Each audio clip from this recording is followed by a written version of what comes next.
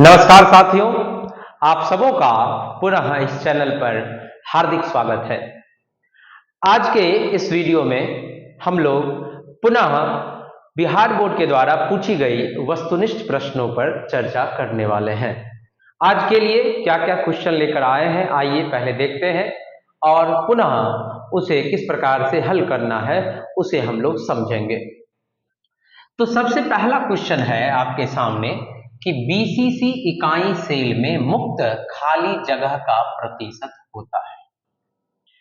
तो जो अलग अलग प्रकार की संरचनाएं हैं उसमें आप किसी प्रकार से कितने भी आप अवयवी कणों को सजा दो, उसमें कुछ भाग क्या होता है, खाली जगह रह जाता है, उसका प्रतिशत हमसे पूछ रहा है। इसके लिए इसके साथ साथ कभी कभी हमें संकुलन क्षमता भी पूछा जा सकता है। तो संकुलन क्षमता होती क्या है और रिक्ति प्रतिशत क्या होती है?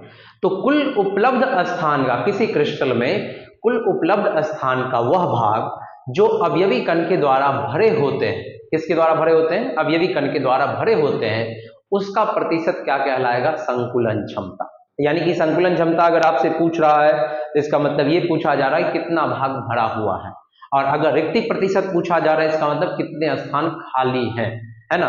तो इसके लिए आपको कुछ डाटों को, आंकड़ों को याद रखना होगा, जिससे इस प्रकार से आने वाले हर एक प्रश्नों को आप क्या कर पाए, बना पाए। यानी कि एससी, बीसीसी, एफसीसी, एचसीपी या सीसीपी सभी में कितनी संकुलन क्षमता होती है और कितनी रिक्ति प्रतिशत होती है, इसके लिए आपको डाटा, आपको आंकड़ा पता होना चाहिए। आइए उसको पहले देखते हैं, फिर इसको हल करेंगे। जो बोर्ड के द्वारा पूछा गया 2018 में वो भी, और जो हमने एक क्वेश्चन है उसके साथ में रखा है वो भी, सारे के सारे क्वेश्चन आपसे खुद ब खुद बन जाएंगे। तो सबसे पहले एक तरफ आप क्या रखो, संरचना, है ना, कि कैसा संरचना रहेगा, कैसा स्ट्रक्चर रहेगा, उसकी बात कर लो। स्ट्रक्चर अंग्रेजी में कहेंगे। और इसके साथ साथ, संरचना के साथ साथ उसकी क्या रखिए, संकुलन क्षमता सॉरी, संकुलन क्षमता। और अगर आप संकुलन क्षमता याद है तो आपको एक कोई याद हो तो दूसरा अपने आप याद होता था। रिक्ति प्रतिशत, जितना भाग खाली होता है उस संरचना में, रिक्ति प्रतिशत भी बतानी होती है ना। तो प्रतिशत में ही होगा तो प्रतिशत हम लोग लगाने की कोई जरूरत नहीं है। तो अब यहां पे अगर बात करें एससी का, सिंपल क्यूबिक, सरल घनीय का, तो सरल घनीय का संकुलन क्षमता दोस्तों कितना होता है? 52.4 होता है। ये कैसे होता है, ये अगर आप कहोगे तो एक विस्तारित वीडियो बना देंगे। फिलहाल के लिए तो ये हम लोग ऑब्जेक्टिव पर बात कर रहे हैं तो थोड़ा लॉन्ग में नहीं जाएंगे। तो संकुलन क्षमता कितनी आती है? 52.4। रिक्ति प्रतिशत निकालने के लिए आपको क्या करना है? 100 में से, यानी कि पूरे 100 भाग में से जितना आया 52.4 को आप क्या करो, घटा। अगर 52.4 को 100 में से घटाया जाए तो कितना हो जाएगा दोस्तों? 0.6, ये 7 हो जाएगा और ये कितना होगा? 4 हो जाएगा। यानी कि 47.6% किसकी आ जाएगी? एससी की संकुलन क्षमता 52.4 और रिक्ति प्रतिशत कितनी? 47.6%। अब इसका क्या चीज, अब इसमें बीसीसी का, तो बीसीसी का संकुलन क्षमता कितना? तो बीसीसी का संकुलन क्षमता 68% होता है दोस्तों। रिक्ति प्रतिशत कितना होता है? तो 100 में से 68 घटाओ, तो 100 में से 68 घटा लोगे तो आपको कितना मिल जाएगा? 32%। 32 ही ना मिलेगा जी, 8 2 10, 6 3 9 1 10, 32% आपको मिल जाएगा। यानी कि मुक्त खाली जगह का, यही यहाँ पे है ना, बीसीसी इकाई सेल में मुक्त खाली जगह का प्रतिशत, यानी कि वही रिक्ति प्रतिशत कितना होता है? 32% होता है। वो लगाएंगे। पहले सभी डाटा को आप एक बार ध्यान कर लो, जिससे आने वाले सभी प्रश्न आपसे बन जाए। ये नहीं हमारा उद्देश्य है कि सिर्फ हम लोग वस्तुनिष्ठ प्रश्न जो बिहार बोर्ड में पूछा गया वही करेंगे, उसके साथ साथ कुछ क्वेश्चन आपके लिए लेकर भी आएंगे और उससे क्या क्या क्वेश्चन बन सकता है इस पर भी बात करेंगे। तो एफसीसी में कितनी प्रतिशत? 74%। 100 में से 74 को घटाइएगा तो कितना हो जाएगा? 26%। दोस्तों आपको बता दें, एफसीसी रहे या सीसीपी रहे या एचसीपी रहे, इन तीनों के लिए संकुलन क्षमता, पैकिंग इफिशियंसी, शॉर्ट फॉर्म में इसे पीई भी कहीं कहीं लिख दिया जाता है, पीई, पैकिंग इफिशियंसी। तो ये तीनों में से कोई भी रहे उसकी संकुलन क्षमता 74% और रिक्ति प्रतिशत कितना हो जाएगा 26%। आइए इस क्वेश्चन को बनाते हैं। पहले 2 क्वेश्चन शुरुआत का बन जाएगा, फिर आगे के लिए दूसरा कुछ पदों को, कुछ टर्मों को, आंकड़ों को समझना होगा। तो बीसीसी इकाई सेल में मुक्त खाली जगह का प्रतिशत होता है। तो कितना मुक्त रहता है, कितना रिक्ति रहता है जी, बीसीसी है ना, बीसीसी, और रिक्ति प्रतिशत कितना 32%। अर्थात यहाँ पे ऑप्शन से क्या हो जाएगा, ए हो जाएगा। थोड़ा रेड मार्कर ले लेते हैं। ऑप्शन से क्या हो जाएगा, ऑप्शन से हमारा क्या हो जाएगा, ए हो जाएगा। दूसरा सवाल हम आपके लिए रखे हुए हैं, एफसीसी की संकुलन क्षमता होती है, यानी कि कितना भाग भरा होता है। तो यहाँ पे हम लोगों ने एफसीसी या सीसीबी की संकुलन क्षमता कितना रखा है, 74%। तो यहाँ पे ऑप्शन से क्या हो जाएगा, डी हो जाएगा कि एफसीसी का संकुलन क्षमता कितना होता है, 74। और यहीं पर संकुलन प्रभाज पूछ देता तो 74% में नहीं होता, इसको क्या करना है, 100 से भाग दे देना है, यानी कि 0.74। संकुलन प्रभाज रहता तो 0.74, जिसका 68% संकुलन क्षमता है, उसका जैसे 68% 0.68 संकुलन प्रभाज हो जाएगा। तो सवाल बदल सकता है, संकुलन प्रभाज करके भी आ सकता है। तो प्रभाज जब रहे तो प्रतिशत हटाइए। ये कहता है कि 100 में कितना भाग भरा है, 74 भाग भरा हुआ है, और वो पूछता है प्रभाज के संदर्भ में 1 में कितना, तो 0.74 भाग भरा हुआ होता है। ठीक है, तो ये बात ध्यान में आपको रखना है।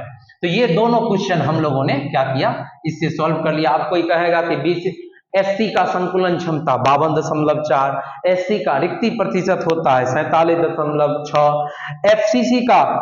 एफसीसी का खाली जगह होता है एफसीसी में तो 26%। इन सारे सवालों को आप क्या कर पाएंगे, बना पाएंगे। अगला प्रश्न है, सोडियम ऑक्साइड में सोडियम की कोऑर्डिनेशन की संख्या होती है।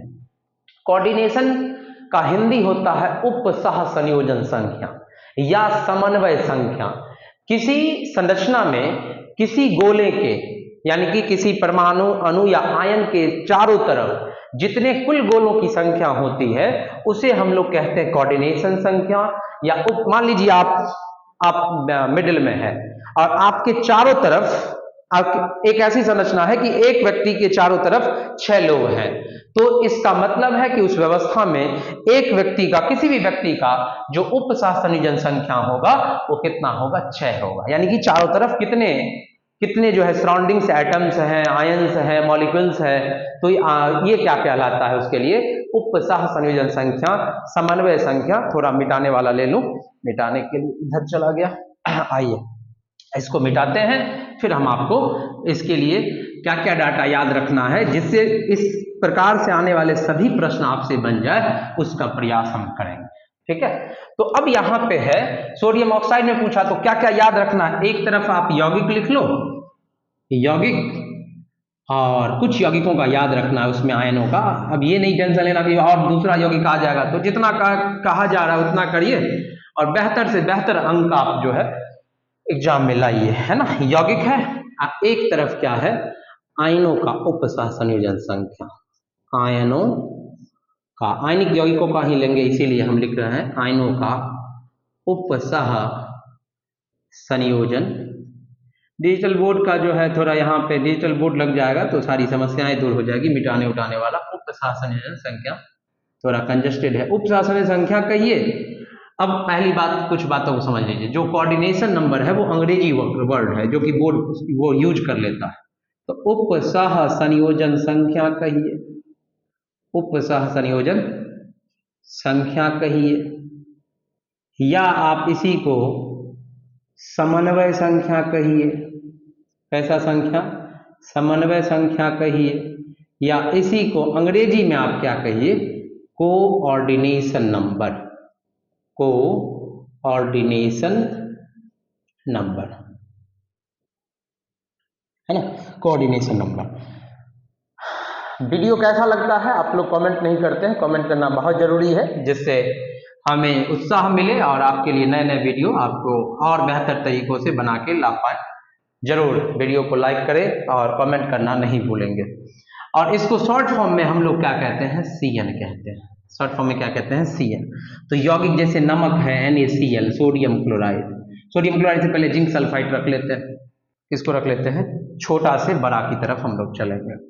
जिंक सल्फाइड, जिंक सल्फाइड में जिंक आयन का Zn2 प्लस आयन का कितना होता है 4 होता है, और S2 माइनस आयन का कितना होता है 4 होता है, दोनों का 4 होता है। जिंक सल्फाइड के बाद आ जाता है बारी किसका NaCl का, किसका NaCl का, और NaCl में Na प्लस आयन का उप सहसंयोजन संख्या कितना होता है 6 होता है, और Cl माइनस आयन का उप सहसंयोजन संख्या कितना होता है 6 होता है। ये कैसे होता है इसके लिए विस्तारित वीडियो होगा, लेकिन अभी हम लोगों को ऑब्जेक्टिव बनाना है। उसके बाद अगर बात करें Na2O का, Na2O में सोडियम का, तो इस हालात में अगर एक का पता है, अगर दोनों की संख्या समान है, जिंक का भी से सल्फर का भी, तो 4 4, Na और Cl एक का 6 तो दूसरे का भी 6।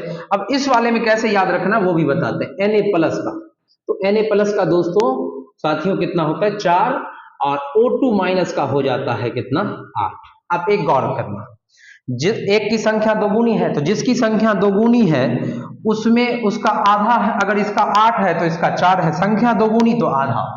जिसकी संख्या कम है उसका ज्यादा, और जिसकी संख्या यौगिक में अधिक है उसका उपशासन संख्या क्या है कम है। तो यहाँ पे और फिर से बताते हैं इसको कैसे याद रखना है। एक है और क्या चीज CaF2, CaF2, तो CaF2 में Ca2 प्लस का जो है दोस्तों होता है 8, और F माइनस का होता है कितना 4। अब देखो F2 की संख्या कितनी थी, फ्लोरीन की संख्या 2 थी, तो उसका उपसर्जन संख्या अगर 4 है तो उसके ठीक दोगुना है जिसकी संख्या कम है 1, है ना। अब इसके बाद एक और याद रखना है जिससे सभी प्रश्न बन जाएंगे, इसीलिए हम लोग अलग अलग सीरीज लाते रहे, एक दिन में ही सभी लगा देते, लेकिन सबको समझा के ऑब्जेक्टिव बन पाए। ये नहीं कि रट्टा मार जो है A है B है C है, ऐसा नहीं। इसका कारण क्या है और क्या बना सकते हैं, हालांकि पूरे कारण तो नहीं बता पा रहे हैं आपको, क्योंकि समय का जो है समय उसमें लगेगा, उसके लिए तो सब्जेक्टिव बातें आपको पूरी की पूरी पढ़नी पड़ेगी, उसके लिए तो क्लास में जो है आना पड़ेगा, और साथ ही साथ उसके लिए जब नए सत्र में शुरू करेंगे ऑनलाइन पूरी तरह से सब्जेक्टिव वगैरह भी बताएंगे। अभी यहाँ पे क्या है एक और याद रखना है CSCl, तो CSCl में CS प्लस का कितना 8 और Cl माइनस का कितना 8, इतना याद रखना है। अब आपका सब सवाल जितना है सबका सब बन जाएगा, है ना। तो इसमें यौगिक में और आयनों का उपसर्जन संख्या, इसके साथ ही साथ आपको संरचना में भी बताएंगे कि HCP में कोऑर्डिनेशन संख्या 12, BCC में 8, SC में 6, तो बताएंगे उसको भी एक दिन, उसको भी लेकर आते हैं। पहले इसको समझ लीजिए। पहला सवाल कह रहा है कि सोडियम ऑक्साइड में यानी कि Na2O में सोडियम की कोऑर्डिनेशन की संख्या होती है, सोडियम का, हालांकि सोडियम आयन पूछना चाहिए लेकिन सोडियम पूछ लिया है, खैर कोई बात नहीं। तो सोडियम का कितना होता है जी, तो सोडियम का यहाँ पे कितना है, सोडियम का उपसर्जन संख्या 4 है, तो यहाँ आंसर क्या हो जाएगा 4 हो जाएगा। तो इसका अगर 4 है, संख्या दोगुनी है 4 है, तो इसकी संख्या दोगुनी है, इसकी संख्या कम है आधी है, तो जिसकी आधी, अगर इसका याद है आपको 4 तो इसका हो जाएगा कितना 8 ऑटोमेटिक। जैसे एक उदाहरण समझिए, आपको मान लीजिए A to B सिस्टम है, ठीक है, इसमें पता है कि B का कितना होगा, B का पता है कि आपको मान लीजिए 6 हो, मान लीजिए, मानने के लिए कह रहे हैं, ये नहीं होता है सो बात नहीं, A to B सिस्टम है, A to B कोई यौगिक है, तो इसका अगर 6 है, इसकी संख्या कम थी 6 थी, तो इसकी संख्या अधिक है, इसका इस दोगुना है, लेकिन इसकी कोऑर्डिनेशन नंबर क्या हो जाएगी आधी, ठीक है। अब जैसे कि कोई A to B सिस्टम है, किसी A का पता, जैसे A का पता है, A का आपको कितना पता है, A का पता है मान लीजिए आपको कि कितना है 5 है, मान लीजिए 5 है, तो इसकी संख्या अगर 5 है और इसकी संख्या दोगुनी थी इससे, तो इसका कितने होगा 10 होगा। जिसकी संख्या कम 2, ये संख्या जो है इसके उपसर्जन संख्या में विपरीत मल्टीप्लिकेशन होगा, इस बात का ध्यान में आपको रखना है, ठीक है। आइए अब यहाँ पे सोडियम क्लोराइड में Na प्लस की उपसर्जन संख्या, सोडियम क्लोराइड में यानी कि NaCl में, नमक में किसका पूछ रहा है Na प्लस का, तो Na प्लस का कितना है जी 6, तो ऑप्शन से A में 6 है, आप लगा दो। इस प्रकार से नए नए वीडियो ऑब्जेक्टिव का लेकर आते रहेंगे, जिससे कि जितने भी प्रश्न हैं आने वाला जो आ सकता है वो सभी के सभी प्रश्न आपसे बन जाएंगे। इसी के साथ मिलते हैं हम आपके साथ पुनः अगले वीडियो में। तब तक के लिए नमस्कार दोस्तों, मिलते हैं फिर से, बाय बाय, टाटा।